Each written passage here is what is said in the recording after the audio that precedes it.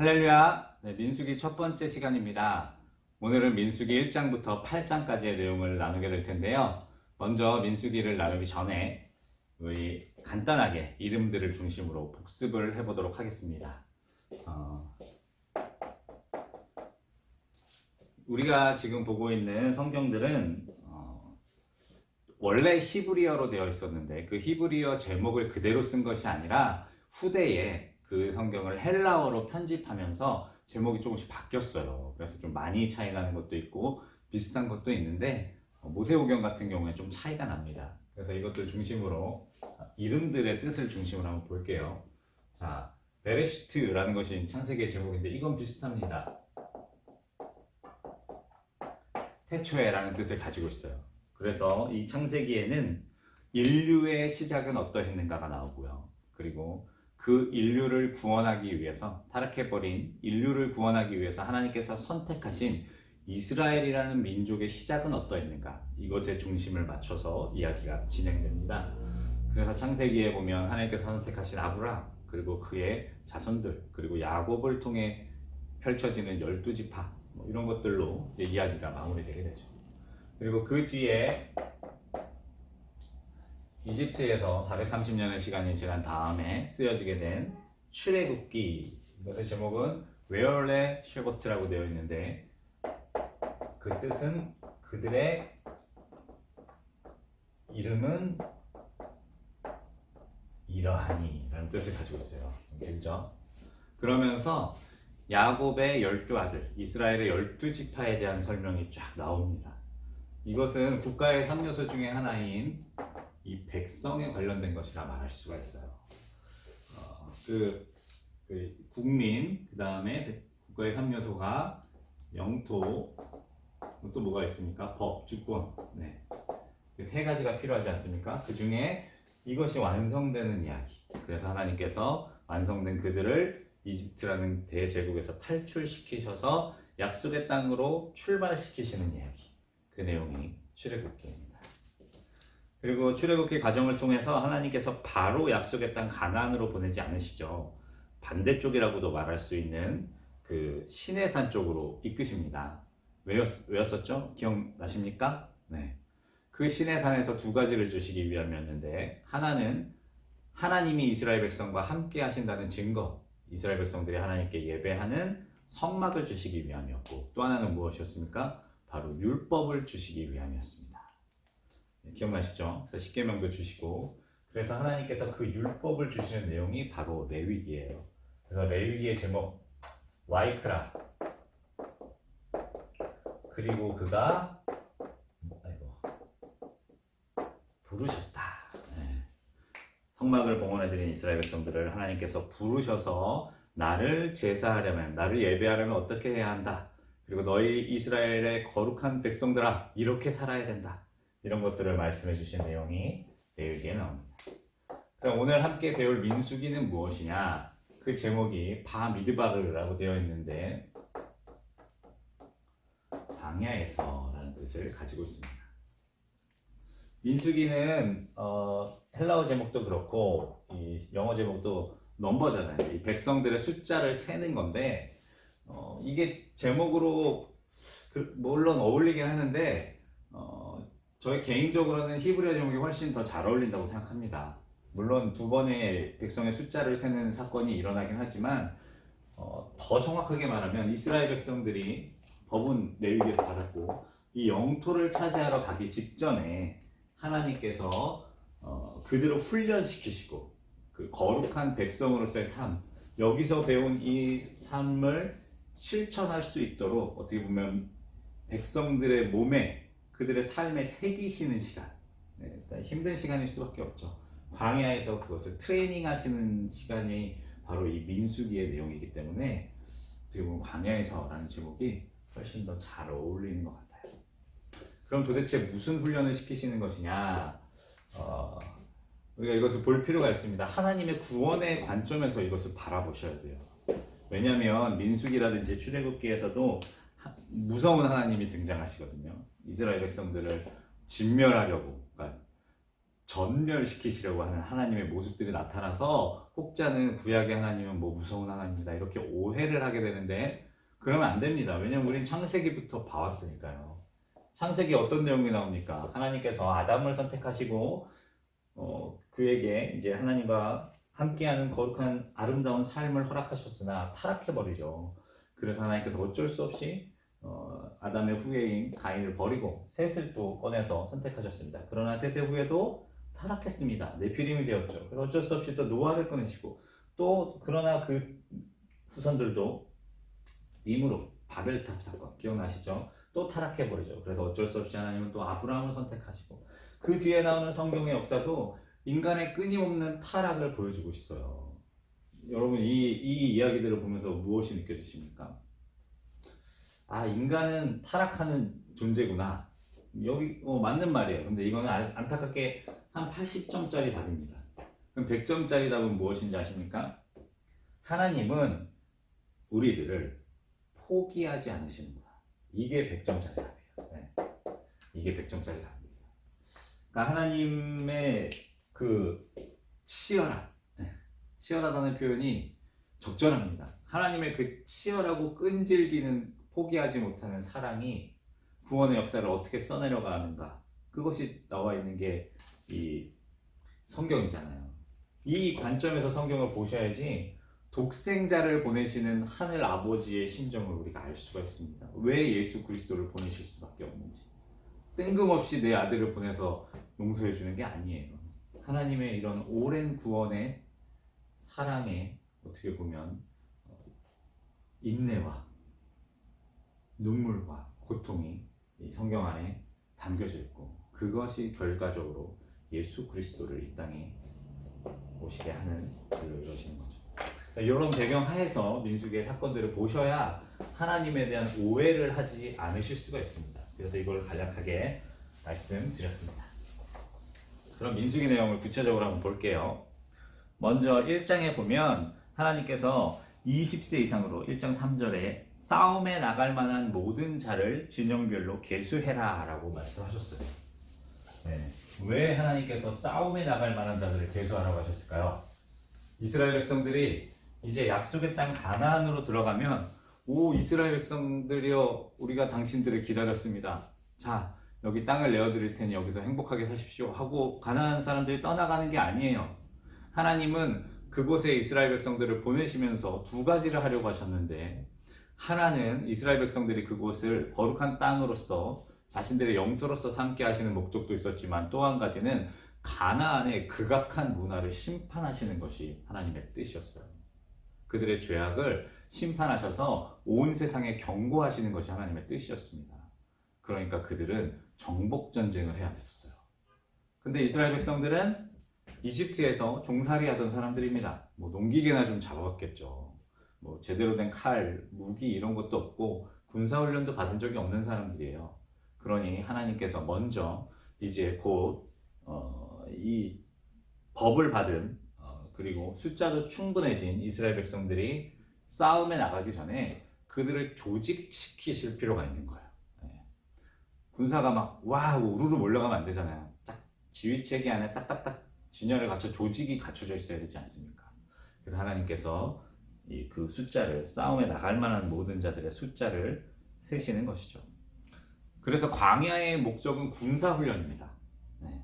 거기서 훈련을 받게 되어 있어요. 그런데 이 바울의 표현으로 하자면 저와 여러분은 그리스도의 뭡니까? 군사입니다. 네. 하나님의 축복받은 자녀이기도 하지만 동시에 그리스도의 군사예요. 그렇다면 저와 여러분들은 군사훈련을 피할 수 있을까요? 없을까요? 네. 정답은 없습니다. 네. 전 인생의 광야를 여러분 다 만나게 됩니다. 혹자는 이런 분들이 있을 수 있어요. 저는 뭐 살아오면서 광야를 만난 적이 없는데요. 걱정하지 마십시오. 곧 만나실 것입니다. 아직까지 안 만나셨습니다. 네. 사실 우리가 살아가는 모든 인생의 과정이 쉽지 않고 또 다 전체적으로 광야라고 말할 수도 있지만, 어쨌든 하나님께서는 우리를 그리스도의 군사로 만들어내시기 위해서 그에 걸맞는 훈련을 시키십니다. 훈련받는 곳이 광야라고 할 수 있죠. 바로 이스라엘 백성들도 그 일들을 이 민수기를 통해서 경험하는 것을 볼 수가 있습니다. 그래서 하나님께서 1장에 이스라엘 백성들의 숫자를 계수하셨는데 그 숫자들이 이렇게 쭉 나옵니다. 그래서 르우벤, 시므온, 갓 이렇게 나오고 유다, 이사갈, 스불론, 므낫세, 베냐민, 단, 아셀, 에브라임, 므낫세, 베냐민, 단, 아셀, 납달리 이렇게 좀 이게 지금 이 순서가 꼬여 있는 거 아시겠죠? 그 르우벤은 맞잖아요, 첫째. 근데 나머지 자식들이 그 태어난 순서대로 된 게 아니라 뒤죽박죽으로 섞여 있는 것을 알 수가 있습니다. 그런데 이게 뒤죽박죽으로 섞여 있는 게 아니에요. 우리가 그 이스라엘 진영을 볼 필요가 있습니다. 하나님께서 이스라엘 백성들에게 성막을 주셨잖아요. 그래서 하나님의 성막은 이스라엘 백성들이 주둔해 있는 동안에, 그러니까 멈춰 있는 동안에 항상 이스라엘 백성의 한 가운데에 있었습니다. 이 성막이 여기 있고 성막을 중심으로 이동 방향은 항상 동쪽입니다. 이 동쪽을 중심으로 이동하는 것입니다. 동쪽에 어떤 지파가 있었느냐? 유다 지파가 있었습니다. 그리고 반대쪽 서쪽엔 어떤 지파가 있었느냐? 에브라임 지파가 있었습니다. 제가 이 두 지파를 먼저 쓴 이유는 이스라엘 역사의 가장 중요한 지파가 둘이기 때문이에요. 나중에 이제 왕국 시대가 열렸을 때 남유다를 대표하는 유다 지파, 그리고 북이스라엘을 대표하는 에브라임 지파, 이제 이 두 지파를 중심으로 이스라엘 왕국의 역사가 써내려가거든요. 그래서 먼저 썼습니다. 남쪽에는 육신으로 가장 큰 형이었던 르우벤 지파가 있었고요. 북쪽으로는 단 지파가 있었습니다. 이렇게 포지션해요. 근데 이게 대표 지파들입니다. 대표 지파들이고 이 대표 지파들 사이에 소속된 지파들이 있었어요. 유다 지파에는 이사갈 지파와 스불론 지파가 있었고요. 그리고 여기 에브라임 지파에는 같은 그 요셉의 자손이었던 므낫세 지파와 그다음에 베냐민 지파가 여기 들어있습니다. 그리고 이제 요 르우벤 지파 안에는 시므온과 갓 지파가 들어옵니다. 그리고 마지막으로 단 지파에는 아셀과 납달리 지파가 이렇게 포지션 되는 거예요. 요 그림을 좀 기억하시면 좋습니다. 그러니까 나머지 이런 서브 지파들은 기억 못 하시더라도 대표 지파들은 기억하시는 게 참 좋아요. 그래서 항상 성막이 멈춰 있을 때 그 동편에는 유다를 중심으로 한 세 지파가 있었고, 그리고 그 서편에는 에브라임을 중심으로 한 세 지파가 있었고, 그리고 남쪽으로는 르우벤을 중심으로 한 세 지파, 북쪽으로는 단 지파를 중심으로 한 세 지파가 항상 멈춰 있었다는 것을 보시면 좋습니다. 이 장면이 왜 중요하냐면 이제 예언서들 있잖아요. 뭐 다니엘도 그렇고 에스겔도 그렇고 요한계시록도 그렇고 거기 보면 이사야서도 그렇고 하나님의 보좌를 둘러싼 그 짐승이 나와요. 근데 그 짐승이 되게 희한합니다. 한쪽은 사자, 한쪽은 사람, 한쪽은 소, 한쪽은 독수리 이런 얼굴을 가지고 있어요. 참 희한하다, 흉측하다 이렇게 얘기할 게 아니라 사실은 이게 뭐냐면 여기 보면 이제 진영의 깃발들을 세우라고 하나님께서 명하시는데 민수기에 이 유다 지파의 깃발 그 상징이 뭐였냐면 사자입니다. 그리고 에브라임 지파의 깃발 상징이 뭐였냐면 소입니다. 그리고 르우벤 지파의 깃발 상징이 뭐였냐면 사람이에요. 남자. 그래서 사람의 얼굴을 하고 있죠. 그리고 단 지파의 깃발의 상징이 뭐냐면 마지막 독수리입니다. 그러니까 이제 하나님의 보좌를 이게 어떻게 보면 하나님의 보좌를 상징한다고 할 수도 있지 않습니까? 그 보좌를 둘러싼 내 짐승들의 내 얼굴 이것이 바로 사실은 이스라엘 백성들이 멈춰 있는 이 포지션을 말하고 있는 겁니다. 그래서 이런 것들을 아는 것이 이제 나중에 나오는 그 예언서들을 이해하기 위해서 필요해요. 그래서 이렇게 그렸습니다. 그래서 이 그림을 잘 기억해 주십시오. 네. 네. 그래서 여기 보시면 이제 숫자들을 이렇게 쭉 순서대로 나열하는데, 일단은 제일 먼저 태어난 르우벤을, 원래 영적인 장자권은 유다에게 넘어갔지만 육적인 장자로는 르우벤이 첫째니까 이 르우벤을 중심으로 이렇게 숫자들을 쭉 나오는 겁니다. 이제 왜 이렇게 되는지 알겠죠? 르우벤 나왔으니까 시므온 나오고 갓 나오고, 그 다음에 유다 나왔으니까 이사갈 나오고 스불론 나오고, 그 다음에 에브라임 나왔으니까 모나스 베냐민 나오고, 단 나왔으니까 아셀 naphtali, 이렇게 나오는 거예요. 이게 이제 뒤죽박죽 숫자가 아니라 사실은 잘 정리된 숫자입니다. 목사님 여기 한 명이 빠졌는데요? 네, 빠졌습니다. 무슨 지파입니까? 레위 지파가 빠졌죠. 왜 빠졌는지는 다 아시죠?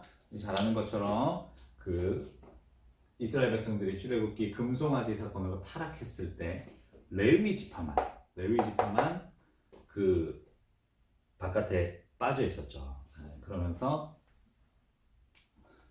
이 레위 지파가 그 광란의 우상 숭배를 멈추게 하는데 자기 민족들을 희생시키면서 그것을 멈추게 만들어요. 그래서 하나님께서 레위 지파의 그 신분을 복원시켜 주십니다. 그래서 레위를 구별하여 하나님의 것으로 취하죠. 그리고 이따가 나오겠지만 이스라엘 백성들의 모든 장자들을 대신해서 하나님이 받으시는 그런 지파로 하나님의 것이 됩니다. 하나님이 레위 지파의 기업이 돼요. 대단하죠. 네.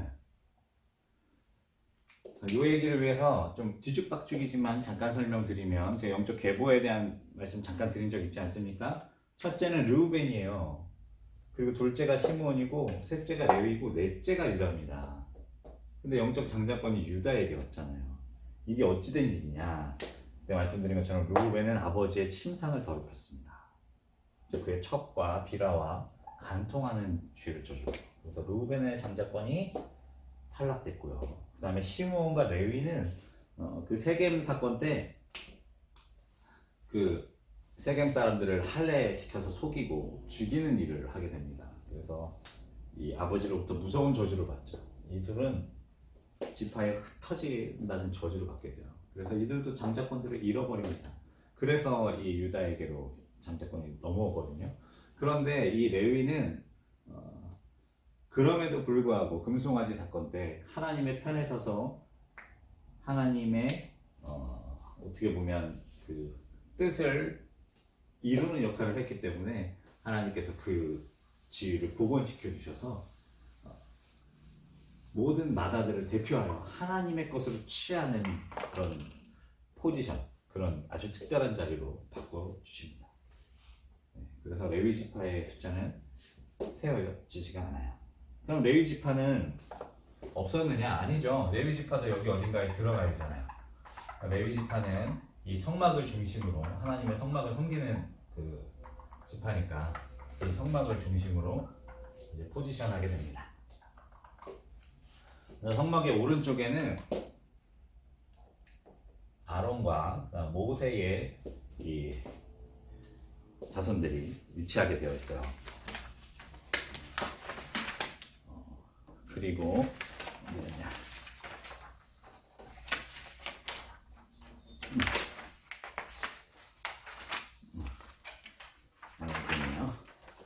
네, 그리고 이 어디냐? 서쪽으로는 게르솜, 그러니까 이 성막의 텐트, 이 천을 맡은 게르솜 지파가 여기 위치하게 됩니다. 그리고 요 아래 남쪽으로는 그 성막에 있는 기구들 중에 그 막대기가 끼워져서 어깨에 매야 되는 것들 있잖아요. 그것을 담당하는 고핫 자손이 이것을 맡게 되고, 그리고 그 위에는 제일 무거운 것, 텐트를 받치는 기둥, 그다음 그 밑받침, 이런 것들을 옮겨야 했던 무라리 이 자손들, 이렇게 레위 지파의 이 네 자손들은 성막을 중심으로 이렇게 포지션하게 됩니다. 이렇게 하면 이스라엘 12지파의 그 모습들이 다 다 나오게 되는 거예요. 뭐 숫자로 보면 참 좋아요. 그래서 숫자의 증감을 보면 참 좋은데 그거는 다음번에 정리할 시간이 있으면 한번 정리하면 좋겠고, 하여튼 이 이스라엘 백성들의 숫자를 세셨는데 총 60만 3,550명이라는 성인 남자 중, 그러니까 20세 이상 싸울 만한 자들의 숫자가 나오게 됩니다. 여기에 레위지파 빠졌어요. 레위지파는 싸우지 않으니까. 레위지파 숫자 22,000도 사실은 다 더해야 정확한 숫자가 나오죠. 아무튼 이것에 대한 내용이 이제 1장에 나왔고요. 그리고 2장으로 넘어가면, 그러면 그들이 이동할 때는 어떤 모습인가에 대해서 하나님께서 말씀해 주십니다. 그들이 이동할 때는 일단 진행 방향은 동쪽이니까, 이 진행 방향은 동쪽으로 이렇게 이동하니까 제일 먼저 하나님의 법궤가 이동하도록 되어 있습니다. 하나님의 법궤. 이건 누가 맵니까? 아론의 자손들이죠. 아론의 자손들이 이 법궤를 메고 이동하도록 되어 있어요. 그러면 그 뒤를 누가 따르느냐? 유다를 중심으로 한 세 지파가 그 뒤를 따르게 됩니다. 유다, 이사갈, 스불론, 이렇게 적진 않을게요. 이 유다를 중심으로 한 지파가 가게 됩니다. 그럼 법궤만 혼자 내버려 두는 것이 아니라, 사실은 유다는 모든 전쟁, 이게 지금 이동 중에 이제 전투대열이기도 하거든요. 모든 전쟁에 선봉을 맡고 있으며 또한 법궤를 호위하는 역할을 하는 아주 중요한 포지션에 있습니다. 그리고 그 뒤로는 이 성막의 텐트 부분을 맡고 있는 게르손 레위지파가 따라오고요. 그리고 그 바로 뒤로는 그 천막의 골조, 그 무거운 것들, 그런 것들을 담당하는 무라리 지파가 따라옵니다. 그리고 이쪽으로 큰 덩어리로 중간에 이 르우벤 지파가 이제 그 뒤를 잇게 되고요. 그리고 여기에 어깨에 매는, 성막의 기구들을 매는 고핫 자손이 따라오게 됩니다. 그리고 그 뒤로 에브라임, 그리고 단 지파, 중심으로 하는 세 지파, 12지파, 그러다 이제 이 레위 지파들까지 해서 이스라엘 백성들이 이제 이동을 하게 됩니다. 그것에 대한 내용이 이제 2장에 나와요. 이런 식으로 행군 순서를 정해라 라는 것이 나오고요.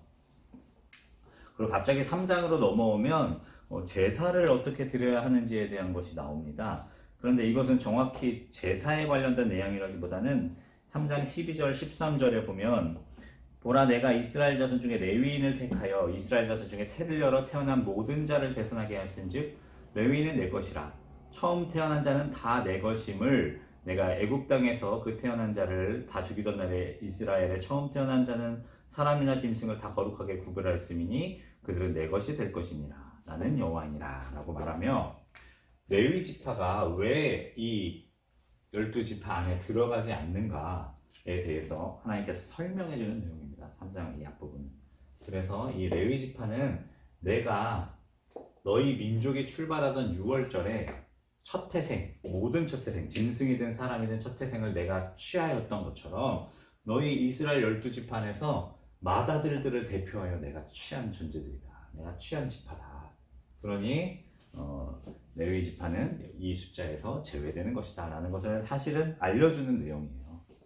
그러면서 이제 그러면 그 레위 지파의 숫자는 어떠한가 하면서 이 지파의 숫자를 아론과 모세의 후예들과 이제 나머지 숫자들을 이렇게 계수하는 내용들이 이제 3장 후반부에 나옵니다. 그래서 이 레위 지파가 맏아들의 역할을 하게 된다라는 것에 대한 내용이 이제 3장 뒷부분에 한 번 더 설명됩니다. 그리고 4장으로 들어가면, 그래서 그렇게 된 레위 지파는 그럼 무슨 역할을 하게 되는가에 대해서 구체적으로 설명해 놓은 거예요. 그래서 레위 지파는 30세에서 50세까지 회막 일을 하면 되고, 고앗 자손은 뭐 어깨에 매는 일을 하고, 그리고 뭐 그것들을 이스라엘 백성들이 이동할 때 그것을 어떻게 담는지 뭐 이런 것들에 대한 내용들이 나오고요. 그리고 또 게르손 자손은 또 무슨 일을 하는지 뭐 이런 것들이 나옵니다. 그리고 또 무라리 자손들, 그들은 또 무슨 봉사를 하고 어떤 일을 하는지에 대해서 자세하게 나오는 내용이 이제 4장에 나옵니다.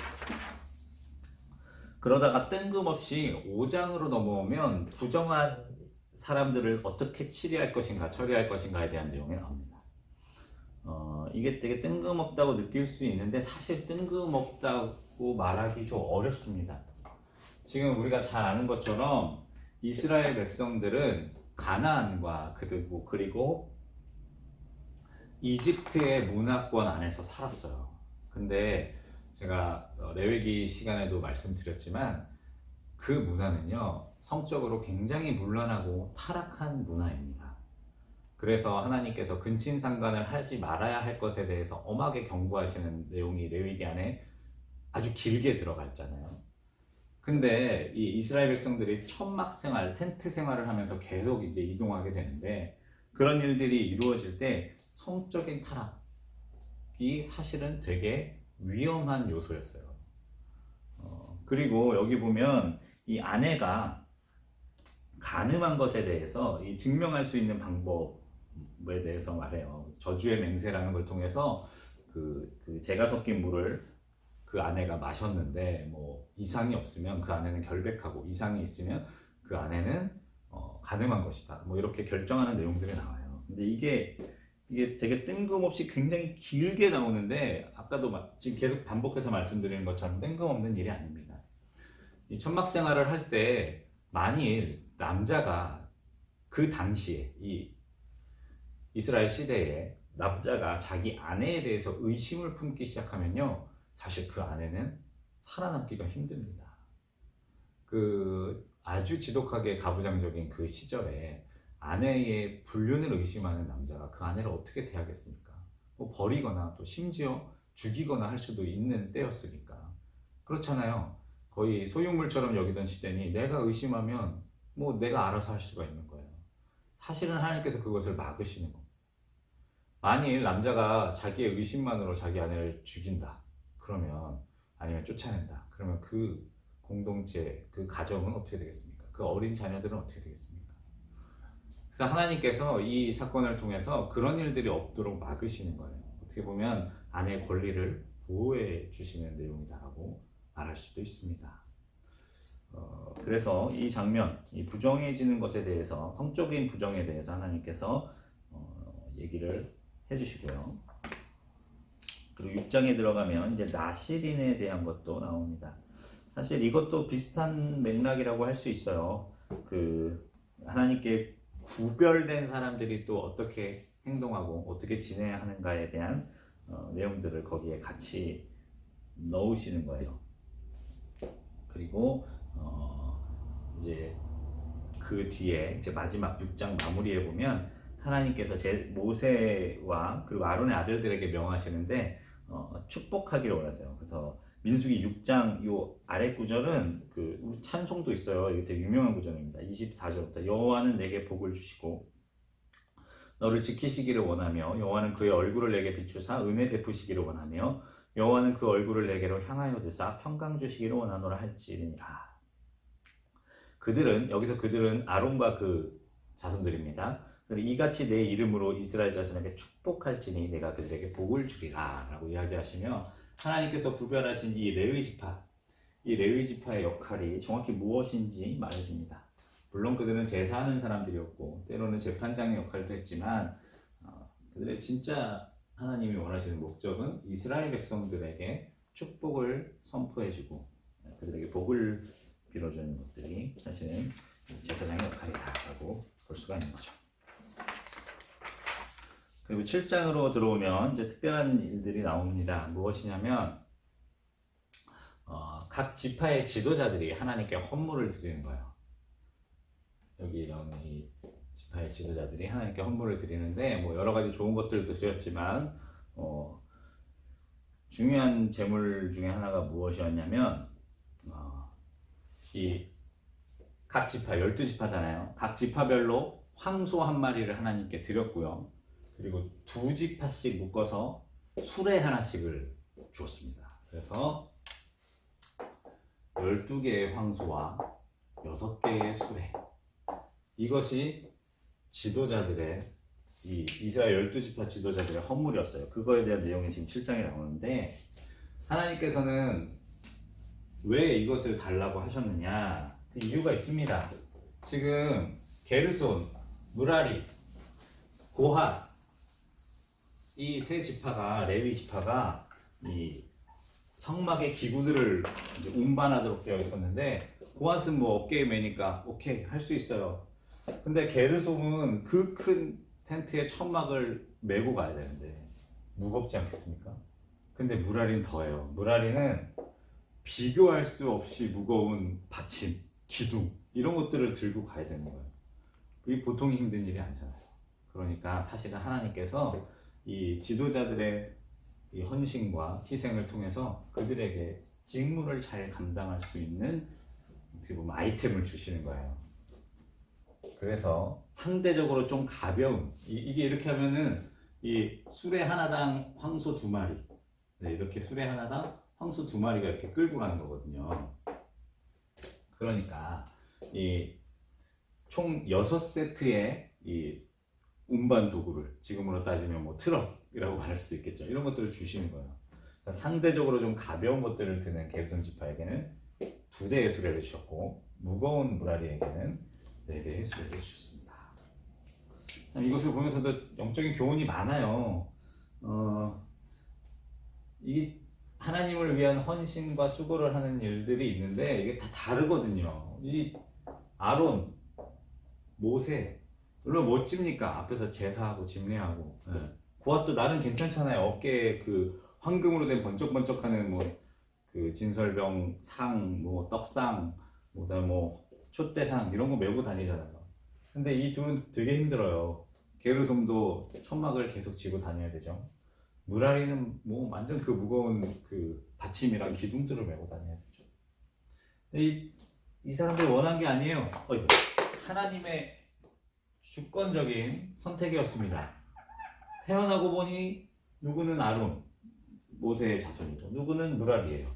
그래서 태어나고 보니 그 무거운 걸 지고 가야 되는 이 종족이 된 거예요. 억울하지 않습니까? 억울할 수 있지 않습니까? 근데 저는 여기서 하나님의 은혜를 느껴요. 자, 요즘 세상 같으면, 그러니까 세상적인 눈으로 바라보면 제일 잘 나가는 아론과 모세에게는 수레를 한 2-3개 주고, 그 다음인 고핫에게는 또 1-2개 주고, 그 다음에 게르솜에게 뭐 하나 주거나 안 주거나, 무라리까지는 못 떨어질 수도 있는 게 어떻게 보면 세상의 원칙인데, 하나님은 그렇지 않아요. 가장 힘든 일을 맡기는 사람에게 가장 많은 것을 주십니다. 이 말은 뭐냐? 우리가 하나님의 헌신의 자리에서 무언가를 헌신하는 일이 상대적일 수 있어요. 쟤는 요거밖에 안 하는데 나는 많이 짊어질 수 있어요. 근데 너무 억울하잖아요. 힘들잖아요. 그래도 우리가 감사하면서 감당할 수 있는 것은 거기에 맞는 은혜를 하나님이 주시거든요. 거기에 이 사람들이 가질 수 없는 은혜를 하나님 주십니다. 그래서 우리 사랑하는 우리 선생님들, 성도님들 위로 받으세요. 그래서 잠깐 얘기를 했습니다. 네, 그리고 이 7장이 길어요. 이런 내용들로 이렇게 쭉 이루어졌습니다. 똑같은 내용들이 반복돼요. 이 헌물에 대한 내용들. 그리고 이제 8장에 가면 뜬금없이 이 하나님의 언약궤가 있는 그 성소라고 할 수 있죠. 거룩한 장소. 이 성막 안에서도 거룩한 장소, 거기에 뭐 떡상과 금촛대를 어떻게 놔야 하는지 이런 내용들이 나옵니다. 이게 이제 지성소를 가리는 이 천막이고요. 이 안에 하나님의 언약궤가 있죠. 천사 2마리가 있고, 이 앞에 분향단이 있고요. 여기는 떡상, 그 다음에 여기는 우리가 이제 메노라라고 말하는 금촛대. 이게 촛대예요. 네. 네. 금촛대가 이렇게 있습니다. 그런데 여기서 뜬금없이 주님이 이 금촛대는 여기 이제 떡이 이스라엘 지파 숫자대로 6개씩 이렇게 쌓여 있는데 이 촛불은 이 떡상을 비추도록 해야 된다라는 내용이 갑자기 뜬금없이 나와요. 그래서 저도 고민했습니다. 여기 이게 등장하는지에 대해서 뭐 주석책을 뒤져봐도 잘 안 나와요. 저 혼자 묵상하다가 내린 결론, 지금 이스라엘 백성들 굉장히 아름다운 헌신을 했잖아요. 지도자들이 하나님께 헌신을 했다는 것은 무언가 성령 충만한 역사가 그들에게 있었다는 겁니다. 우리도 성령 받지 않고 막 헌금 드리거나 우리의 헌신을 하거나 그런 일들이 일어나진 않잖아요. 네. 그런데 이스라엘 백성 안에 이런 아주 성령의 역사들이 나타나게 된 거죠. 원래 이 촛불과 그 안에 담겨있는 기름, 이것이 사실은 교회와 성령을 상징하는 것들이거든요. 그런데 이 성령의 사역은 어디를 비춰야 된다? 이 떡이라는 건 주로 말씀을 상징하잖아요. 네. 이 말씀을 향해 가야 한다라는 걸 한 번 더 강조하시는 내용인 것 같아요. 이스라엘 백성들아, 너희들 은혜 받아가지고 자발적인 헌신도 하고 하는데 너희들의 그 헌신과 그 열정이 하나님의 말씀을 향해 가야 된다. 그래야 실수하지 않고 그래야 잘못되지 않는다. 이런 것들을 이야기하시는 내용이라고 이제 혼자 생각해 봤습니다. 네, 그리고 하나님께서 이제 레위인들을 요제로 하나님께 요제는 이제 흔드는 제사인데 주로 이렇게 화재로 다 불태우지 않는 것들을 이렇게 흔들어서 요제로 드려요. 이스라엘 백성들의 장자를 대표하는 레위를 불태울 수는 없지 않습니까? 그래서 하나님께서 흔드는 제사로 받으시는 거죠. 이 요제로 레위인들을 받는 장면까지 8장에 나오게 됩니다. 네, 오늘 했던 내용들은 다 끝났고요. 다음 주는 17장까지 읽어보시면 되겠습니다. 네, 그러면 수고 많으셨고요. 네, 계속해서 힘내서 우리 성경 완주하는 그날까지 힘냈으면 좋겠습니다. 성경 공부 화이팅!